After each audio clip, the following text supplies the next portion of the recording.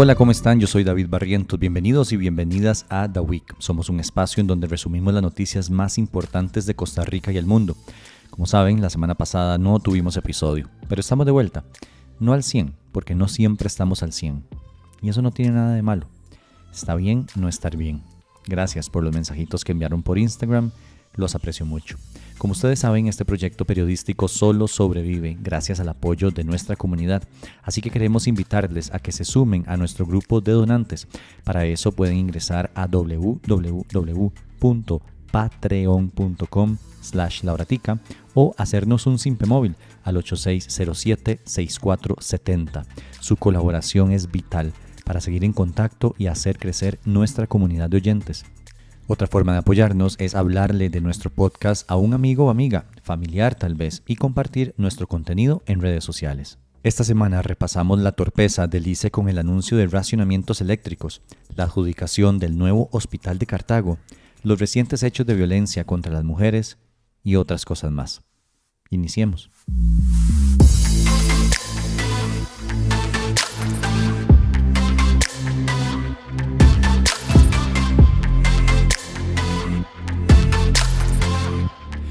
No queremos extendernos mucho con este tema porque el incendio ya pasó. Nos referimos a los racionamientos eléctricos anunciados días atrás por el Instituto Costarricense de Electricidad, el ICE. Según dijo la entidad, a partir del 13 de mayo habría racionamientos en todo el país debido a los bajos niveles de los embalses por los efectos del fenómeno del Niño. Sin embargo, de forma milagrosa, las lluvias que cayeron en el país desde el 11 de mayo impidieron que nos quedáramos sin electricidad. Día a día, el ICE fue suspendiendo las interrupciones del servicio programadas y, al final, no fueron necesarios los apagones. El asunto podría pasar a la historia como una anécdota, pero acá no lo vamos a dejar así. Lo cierto es que la amenaza de apagones desnudó al ICE y reveló la falta de planificación de la entidad. ¿Por qué decimos eso? En marzo del presente año, Marco Acuña, presidente ejecutivo de la institución, presumió que el país no pasaría aprietos y que los efectos del Niño no obligarían a interrumpir el servicio eléctrico. Pero el 6 de mayo, Roberto Quiroz, gerente de electricidad, anunció lo contrario. Además, el estudio de planeamiento operativo energético para el periodo 2023-2027, elaborado por el ICE desde enero del año pasado, demuestra que la institución desde ese momento conocía del riesgo de faltante energético. Aún así, las autoridades del instituto esperaron hasta el último momento para informarle a las y los costarricenses sobre las interrupciones, pese a las consecuencias económicas y sociales que eso tendría. Y eso es muy relevante. El ICE tiene una gran importancia en el desarrollo de este país. Días atrás, en el programa Hablando Claro, Mario Alvarado, director de la Asociación Costarricense de Productores de Energía, describió lo que representa esta situación para el país. Y esta alerta lo que hace es que nos pone básicamente a mirar por la ventana, ver las nubes al norte de Heredia, a ver si va a llover y no va a llover. Y este tipo de cosas es muy injusto para la sociedad costarricense. O sea, el país no se merece que caigamos en este tipo de incertidumbre. Ahora, para evitar los racionamientos, el ICE ha tenido que invertir muchos millones de dólares en importación de energía y generación con combustibles. Según cifras oficiales, de enero a abril de este 2024, el ICE consumió 305 millones de dólares en combustibles para generar energía. A ese monto se le deben sumar otros 89 millones de dólares del 2023. Mario Mora Quiroz, intendente de energía de la Autoridad Reguladora de Servicios Públicos, le dijo a La Nación el pasado 17 de mayo que esos costos deberán sumarse a las tarifas eléctricas del 2025. Así que vaya preparando su bolsillo.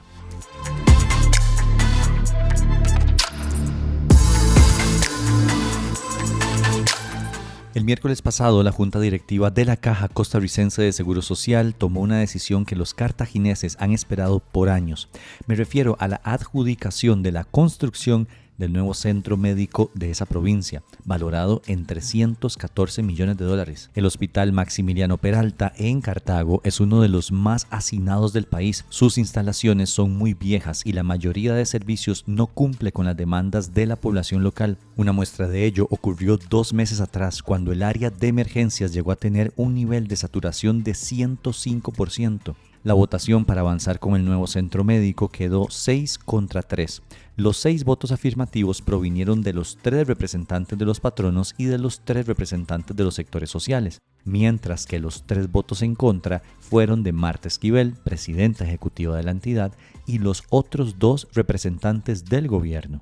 Y eso no nos extraña, hay que decirlo con todas las letras. Este gobierno ha hecho todo lo posible para que ese hospital no se construya. ¿Cuál es la razón detrás de la férrea oposición del Poder Ejecutivo al nuevo centro médico para miles de cartagineses?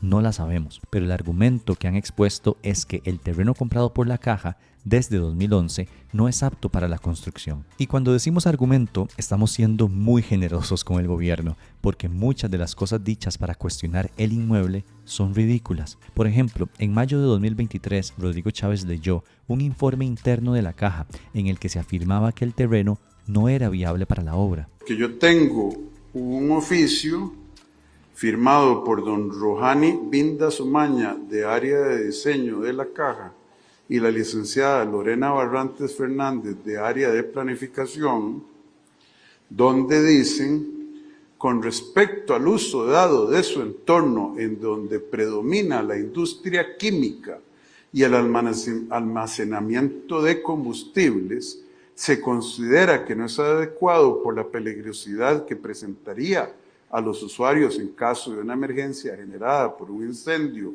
o explosión en cualquiera de estos establecimientos, así como el posible daño que podría generar la infraestructura.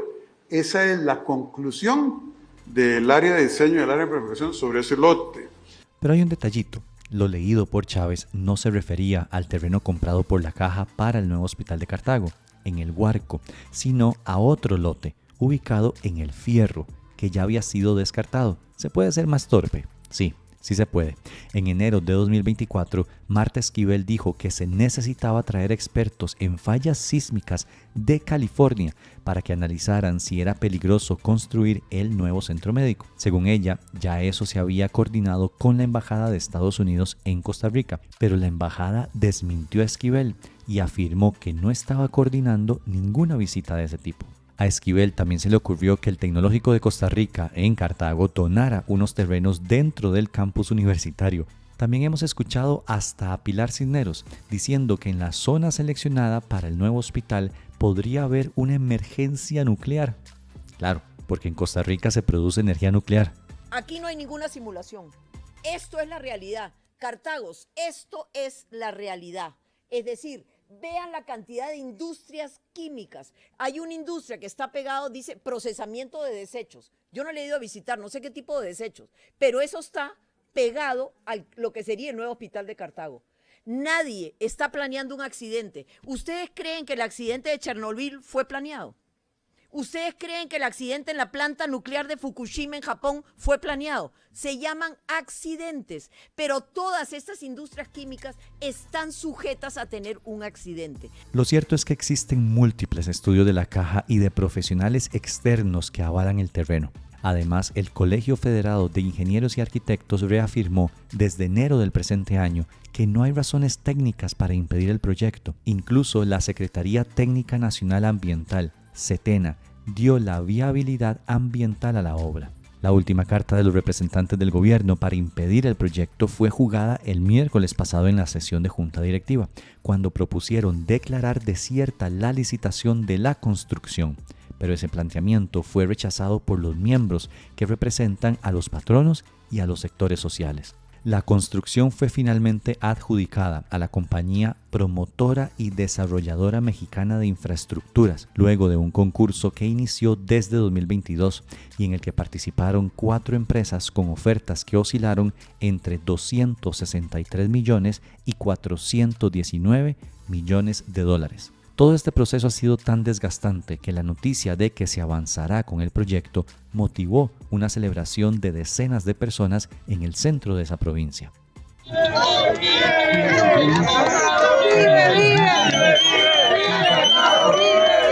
De seguro, esto es solo un episodio más en esta historia y al gobierno algo se le va a ocurrir para entorpecer de nuevo la obra. Acá les mantendremos informados.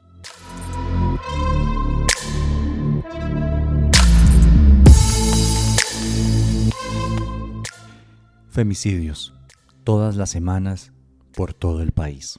El 20 de mayo, el organismo de investigación judicial confirmó que los restos humanos hallados en un refrigerador en una vivienda en Heredia pertenecen a Nadia Peraza, una mujer de 21 años asesinada por su pareja días atrás.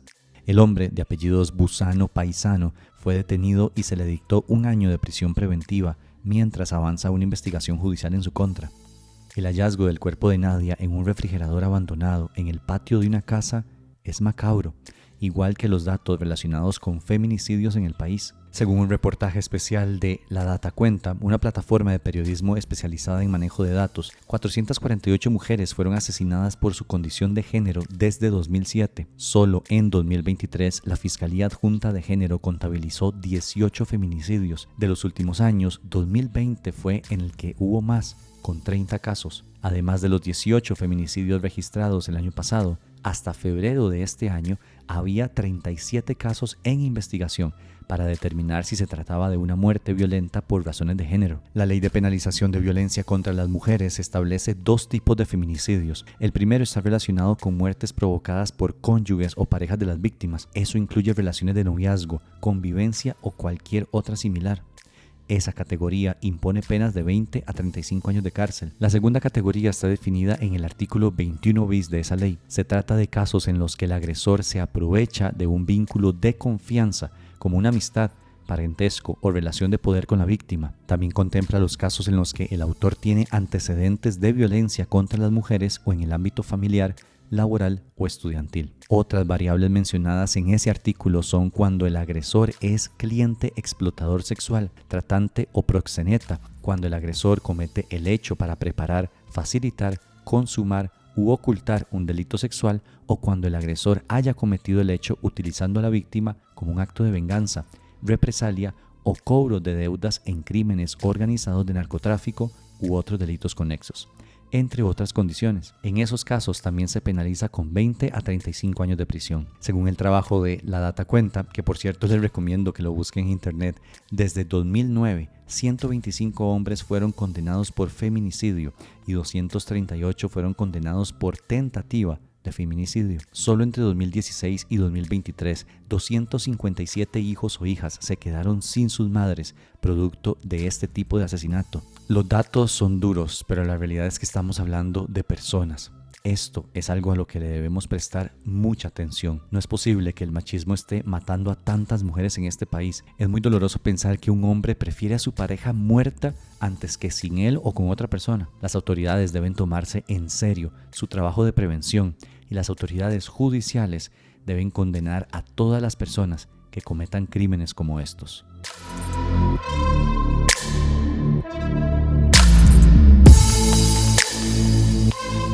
A la relación tóxica entre el presidente Rodrigo Chávez Robles y el exministro de Obras Públicas y Transportes, Luis Amador Jiménez, se sumó ahora el Partido Unidad Social Cristiana. Vamos a ir por partes. Amador pasó de ser uno de los ministros favoritos de Chávez a ser echado por supuestamente acomodar una millonaria licitación para que la ganara la cuestionada empresa constructora MECO. Recordemos que el 12 de marzo el presidente anunció en una conferencia de prensa que Amador hizo un cartel a la medida para favorecer a MECO con la reparación de la pista de aterrizaje del aeropuerto Daniel Oduber en Liberia por casi 22.000 millones de colones. Además, destituyó al director general de Aviación Civil y amenazó con denunciarlos en la fiscalía, cosa que cumplió. Lo que Chávez no sabía era que la fiscalía ya investigaba ese asunto desde meses atrás y la investigación lo incluye también a él. Por supuesto, apenas se vio fuera del gobierno e investigado, Amador hizo lo que se esperaba de una persona como él. Se fue del país hacia Canadá, donde vivía antes de ser ministro, y desde allá se ha dedicado a intentar hacer una campaña política. Primero, insinuó que montaría una plataforma política propia y que nunca le daría el apoyo a un partido tradicional, pero esta semana anunció que se unía al Partido Unidad Social Cristiana. Si bien previamente manifesté que no le daría mi apoyo a ningún partido tradicional, en los últimos días he analizado desde dónde podría aportar más al país y concluí que la mejor opción es el Partido Unidad Social Cristiana. Tengo que reconocer que fue una decisión difícil, ya que ciertamente me inclinaba por hacer mi propio camino. En otras palabras, yo quería armar mi partido, pero como no puedo, agarro el plato de segunda mesa, el PUSC, ¿Por qué escoge a esa agrupación política? Con humildad les digo que no cuento con los recursos financieros para invertir en una campaña política de altura como ustedes merecen. Reflexionando mucho sobre este tema, confirmé que los ideales que me habían transmitido mi abuelo Pacho Amador, mi tía Marina Chavarría y muchos de mis familiares eran los socialcristianos, que tanto defendían ellos, con quienes pasé toda mi infancia y durante aquel tiempo participé de las juventudes socialcristianas en muchas de las contiendas electorales. Esos ideales son los que más se acercan a mi visión y mi sentir como costarricense. Solo le faltó decir que es socialcristiano desde la cuna y que le daban chupón viendo una foto de Calderón Guardia. Hay un par de asuntos interesantes en todo esto. Número 1, debe ser la primera vez que una persona entra a un partido y, al mismo tiempo, casi que se autoproclama como candidato presidencial y ya habla hasta de dinero para campañas de altura. Número 2, hace unas semanas Juan Carlos Hidalgo, actual presidente del partido, negaba que conocía a Amador y que las informaciones que apuntaban a la llegada del exministro al PUSC eran rumores. Sin embargo, ahora Hidalgo dice esto. Y está en todo su derecho de participar, está en todo su derecho de militar en el Partido de Unidad Social Cristiana. Los requisitos para la militancia están contemplados en nuestros estatutos, están contemplados en las leyes electorales del país, y si él cumple esos requisitos es militante del partido y dentro de la militancia tiene sus derechos, deberes y obligaciones que están contemplados también en los estatutos. Así que don Luis ya tomó una decisión de incorporarse al Partido de Unidad Social Cristiana y de ahora en adelante, bueno, como todos los que estamos en este partido, la idea es contribuir a fortalecer este partido. Otra cosa que nos llama la atención es que Amador dijo que la dirigencia del PUSC ha recibido muy bien sus ideas, pero no mencionó los dirigentes a los que se refiere. Sabemos que Miguel Ángel Rodríguez, expresidente de la República de ese partido, no es uno de esos dirigentes, pues ya expresó que el PUSC no es un partido taxi y que si Amador veía a la agrupación como un vehículo para llegar a las elecciones, estaba equivocado. No dudamos que Luis Amador en los próximos días le diga algo a Miguel Ángel y empiece su camino por el PUSC quemando puentes.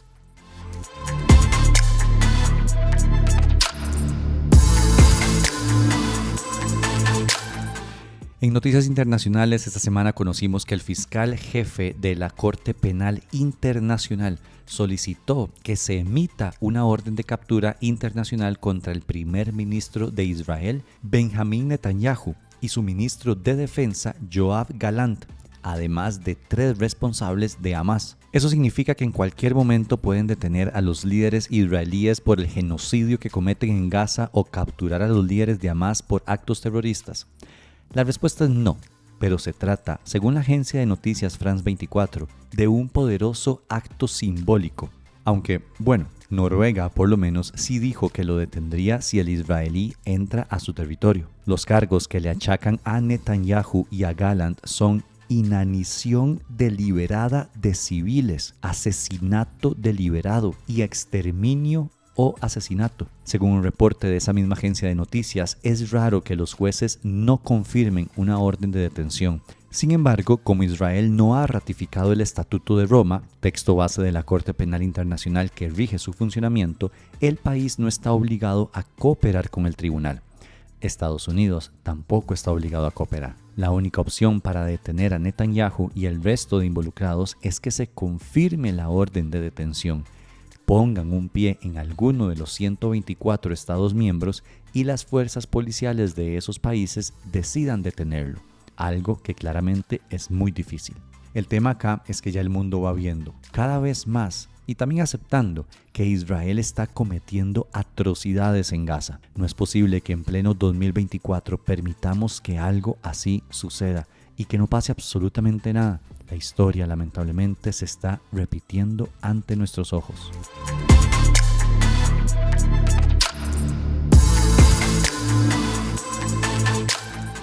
Y para terminar, una buena noticia. La costarricense Ligia Madrigal Moya llegó esta semana a la cumbre del Monte Everest, a 8.849 metros sobre el nivel del mar. Y con esto se convierte en la primera mujer costarricense de la historia que lo logra y la segunda persona costarricense que cumple con esa hazaña.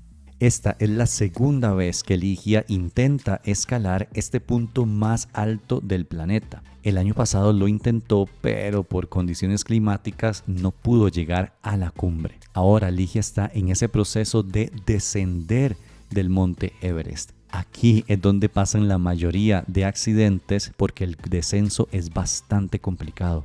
Felicidades a Ligia y ojalá que pueda llegar salvo a casa.